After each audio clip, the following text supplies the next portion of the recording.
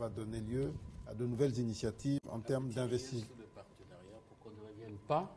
Bien dit, chers collègues, l'objectif de la mission en Chine n'était pas de signer des contrats. C'était de relancer la coopération entre les deux pays, la coopération bilatérale, sachant que ça faisait longtemps qu'il n'y avait pas eu de rencontre au sommet. Le vice-premier ministre parle de 1972, où il était en première année d'université. Moi, j'étais en première année primaire. Ben moi, je n'étais pas né. Et lui n'était pas né. 10 ans avant ma naissance. On a la chance de représenter 3 générations différentes ici. En effet. Et donc, ça veut dire qu'il fallait redonner un nouveau souffle à cette coopération qui est extrêmement importante. La Chine, aujourd'hui, est un des principaux acteurs sur le plan économique à l'échelle mondiale et premier investisseur en République démocratique du Congo. Ça, c'est la réalité. Nous avons donc un partenaire majeur. Et nous avons également,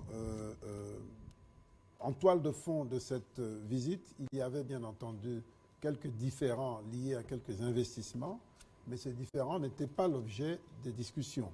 Ces différends ont été traités avant d'aller en Chine, et le principal d'entre eux, avec TFM, avait déjà été résolu. Il reste celui avec Sicomine, qui est en cours de résolution. Une commission a été mise en place pour cela. Les discussions se poursuivent.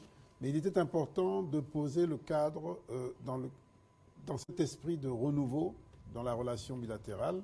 Et ce cadre a été posé avec tous les principes que vient de rappeler le vice-premier ministre. Gagnant-gagnant, respect de la souveraineté, un pays ouvert mais pas offert.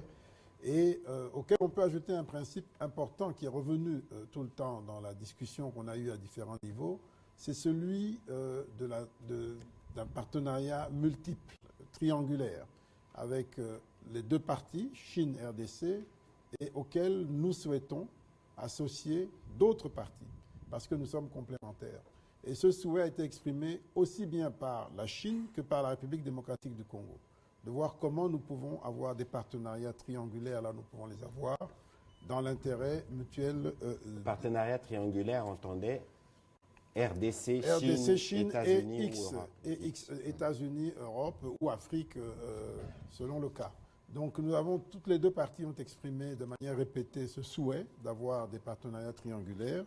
Et donc nous pensons que c'est une nouvelle voie qui est ouverte. Et nous pensons que cela va donner lieu à de nouvelles initiatives en termes d'investissement. Pour qu'on ne revienne pas. Bien dit.